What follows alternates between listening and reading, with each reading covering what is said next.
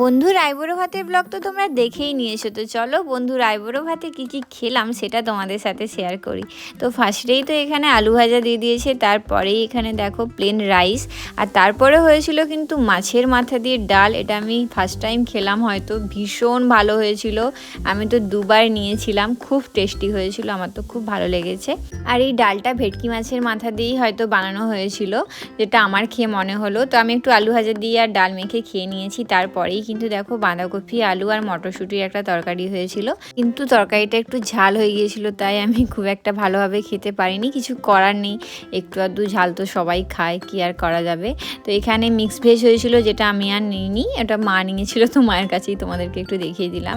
তো দেখো আমি কিন্তু আবার ডাল নিয়েছিলাম, তো ডাল মেখে একটু ভালো করে খেয়ে নিয়েছি।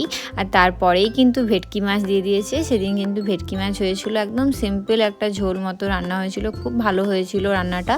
আর মাছটাও ভীষণ ফ্রেশ ছিল, ভীষণ টেস্টি হয়েছিল মাছটাও। তো মাছ দিয়ে ভাত খেয়ে নিলাম। আর সবারই রান্না খুব ভালো লেগেছে, তোমরা আমার ব্লগটা দেখলেই বুঝতে পারবে। বন্ধুর বিয়ের ব্লগগুলো কিন্তু অবশ্যই দেখো তোমরা, আর কেমন লাগবে অবশ্যই কিন্তু কমেন্ট করে জানিও, ঠিক আছে।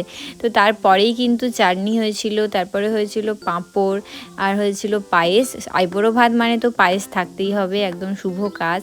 তো তারপরে পায়েস হয়েছিল, আর আমার কিন্তু এরকম পাঁপড় দিয়ে পায়েস খেতে খুব ভালো লাগে, আমি বরাবরই এভাবে খাই, আমার ভালো লাগে। তারপরেই কিন্তু একটা রসগোল্লা দিয়েছিল, যেটা আমি খাইনি, মাকে দিয়ে দিয়েছিলাম। তো আজকে মেনুটা এইটুকুই। ভালো লাগলে কিন্তু অবশ্যই একটা লাইক করে দিও। সবাই খুব ভালো থেকো, টাটা।